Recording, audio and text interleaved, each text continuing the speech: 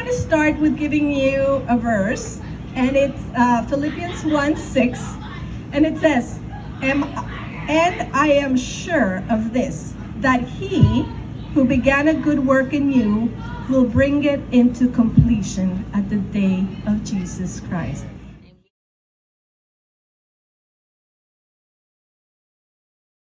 I want you to hear those words, because those are the words that are going to carry you over during this journey. So, a cancer diagnosis, it's a journey of up and downs, right?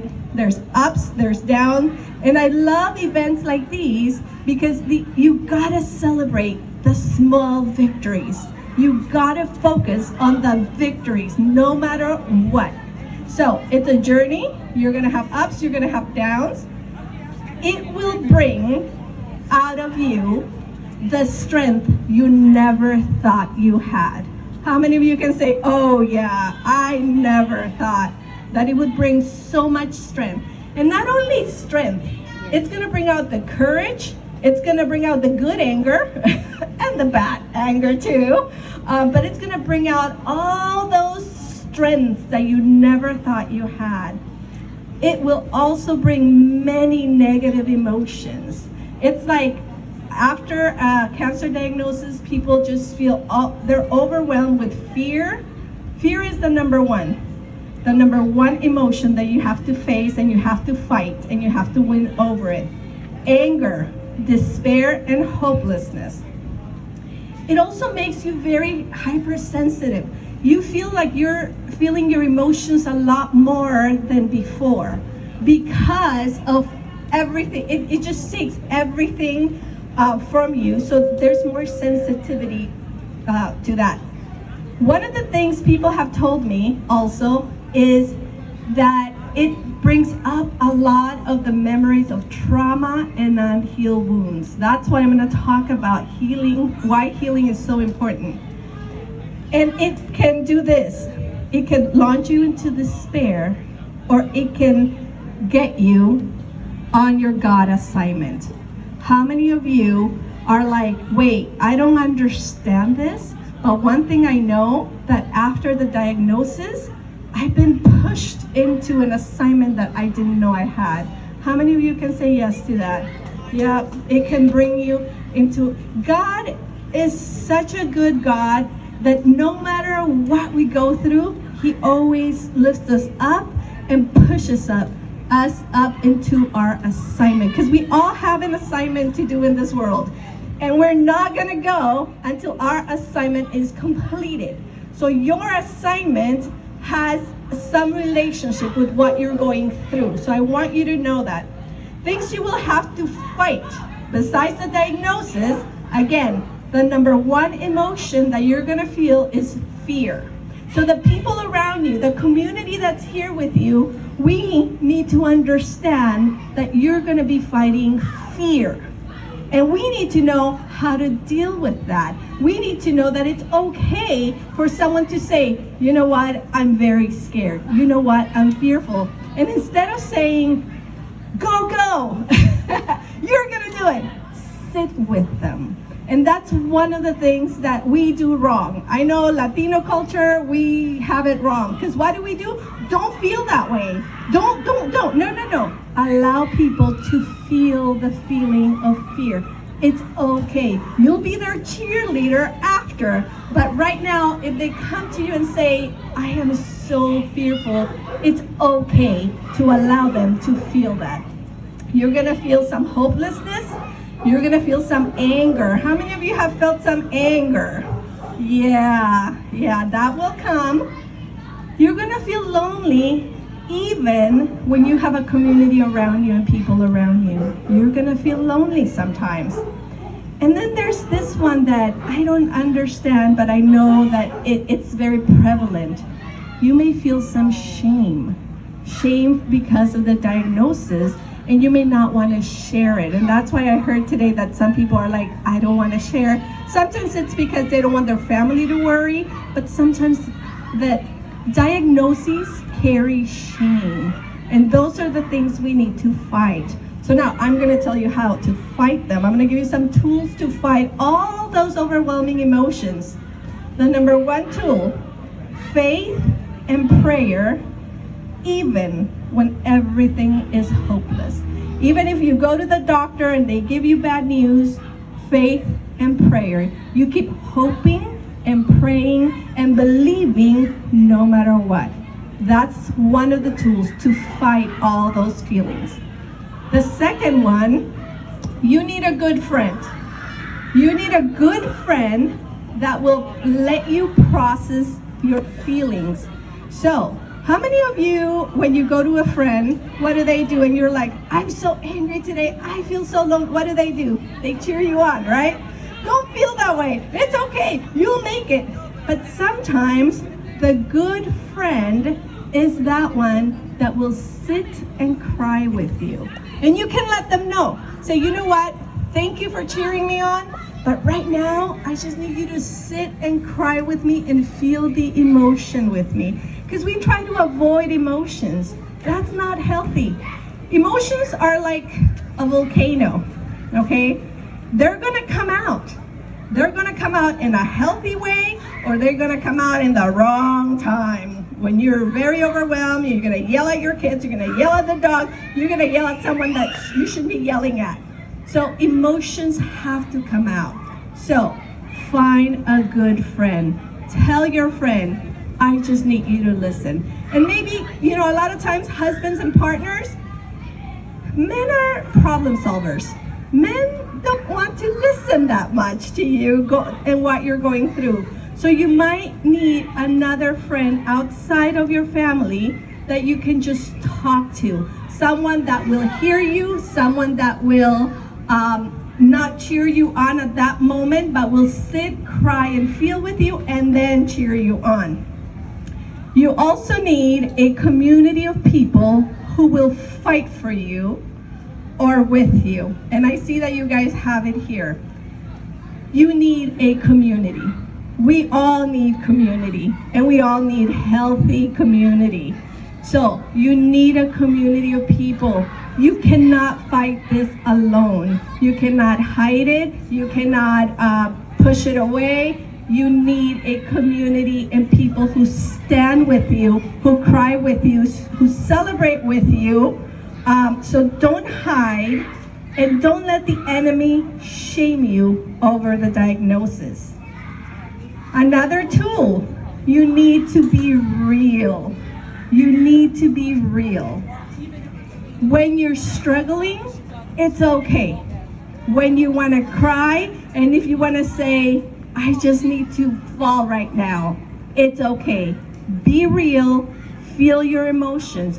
Most people tell you, don't feel this way, it's okay. No, be real, feel your emotions, because that will be healing. You sitting there, what I call it, in your mess, will relieve a lot of the stress. Because when we hold, have you noticed that when you're angry and you try not to show it, what happens? You're tense, right? You're super tense at the end of the day. So sometimes you just need to let it out in an adequate way with the right person. Outlets too. I highly advise this. Walk on the beach. Go to the beach. How many of you have been to the beach in the last week? In the last month? Uh-oh. You need to go to the beach. It's only a few minutes. Well, I don't know how far is it from here, but we don't take advantage of living in California, right? We don't go to the beach that often. Go to the beach, watch the sunset, sit with coffee, enjoy a good talk with a friend, take a bubble bath, watch a good movie. As a psychologist, sometimes I have really stressful days. You know what I do when I get home? I'm like, no one bother me. I'm gonna watch the Gilmore Girls. That's my go-to show. I love the Gilmore Girls. So watch a good movie. That's a good de-stressor, because the journey, this is a tough journey. It's not an easy one. So you need outlets. Go out, enjoy, do the things you really enjoy. the other thing, you're gonna have to face your fears head on. A lot of times we avoid, we hide, we shy away. We don't want to face it, but we have to face it. The moment you face it, you'll be able to walk further because it's always in your mind. It's kind of looping back and coming back. So you spend more energy suppressing it and trying not to think about it than if you would just give yourself 5 minutes, think about it, face it, and then move on throughout your day. Now, I'm going to say this very carefully. Avoid or set limits with these types of people. When someone is diagnosed, everyone has a friend that has gone through the diagnosis and they want to tell you all about it. Oh, I remember when my mom got diagnosed and my secretary comes and she's like, oh yeah, I heard someone who had that and died from it. I'm like, that's not what I wanted to hear at that particular moment. So avoid or set limits, because we can't avoid everyone. Worst case scenario type of people. The people that will always tell you what's gonna go wrong. Avoid or set limits. Also, fearful people who will add to your fear. One of the things when I was caretaking for my mom that I was very careful with was anyone who came telling me or putting their fears on me. Even people who were praying for us, even people who were supporting, but I would say, I'm already fearful. I don't need your fear over me. So avoid or set limits with them. Hyper-religious people who won't let you talk about it. A lot of times they're well-meaning people, but they're like, let's just talk about the victory. I love victories, I celebrate victories, but sometimes we have to have that outlet and talk about what we're going through. Avoid people who won't listen to you and want to talk about themselves. We all have those in our lives. I have people in my life that just want to talk, and they think because I'm a psychologist, I want to hear. Avoid people who, instead of letting you release and talk, they want to talk and dominate the conversation. Avoid or set limits depending on who the person is. Make time to assess your life. This is the time to sit and put all your emotional and spiritual ducks in order. This is the time. After a diagnosis, you need to sit. You need to assess your life. You need to assess your emotions and your spiritual walk as well. Make amends. Forgive and ask forgiveness for past mistakes. One of the things that we avoid is talking about certain painful moments. And what happens with that? That they fill our emotions and then we have no capacity to deal with the challenging situations. Sit, ask forgiveness, forgive people you need to forgive. And a lot of people, I feel that that's where God has me. That's my assignment right now, to help people heal, to help people forgive, to help people restore. So, very important to sit, assess your life, and say, who are the people that I have avoided and have not forgiven for my past? Who are the people that I need to ask forgiveness because I failed them? Who are those people? Make amends. I guarantee that you making amends will take a load off your emotions and you will have capacity to deal with the challenging situations that you're going to be facing. So sit down and say, who is that aunt that I've been avoiding at family reunions, who I haven't met up with, for 10 years? Who are the people that during Christmas, they're there, but I'm like, hey, but don't want to talk to them? Restore, talk, forgive, and ask forgiveness. One of the things I have noticed in our communities is that parents have a hard time asking forgiveness to their children. And this is what I say, when you as a parent ask forgiveness, you heal your heart and you heal your children's heart. So you want that legacy of forgiveness and restoration. That's the legacy you want to leave. I'm going to give you an example of my mom. My mom was a single mom. She was a house cleaner her whole life. And my dad was not the greatest father, and he cheated throughout the marriage. But before my dad died, my dad came, and my dad asked my mom forgiveness. And he said, you know, it was my fault that our marriage was destroyed. And my mom forgave him. And because my mom forgave my dad, that opened the doors for the daughters to be able to heal and forgive him, and for him to heal as well. He didn't know at that time that he was going to die a month after that. So when you as a parent, as a mom, as an aunt, as a grandma, forgive and restore, not only do you heal yourself, you heal the person who wronged you, and you heal your generation, and you open the door for that restoration. So it is super important for you to sit, and I say you sit in your mess, in your emotional mess, and you assess and you say, who are the people I need to forgive? What are the traumas? What are the abuses? What are the things I need to forgive? Because that will give you a lot of healing to walk this journey with more strength. This is something a lot of people avoid because it is very painful. Forgiveness is a big part of healing. How do I forgive? A lot of us are like, I remember I had a journey, and I was a psychologist, I was a leader in my church, I served God every day, but I carried a lot of unforgiveness. And God said to me, sit down, let's talk, let's heal. I sat, I cried for hours, I surrendered. And I said, you know what?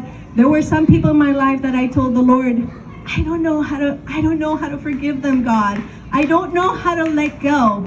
And the Lord just sitting there, it's like surrender the emotion and say it. I forgive.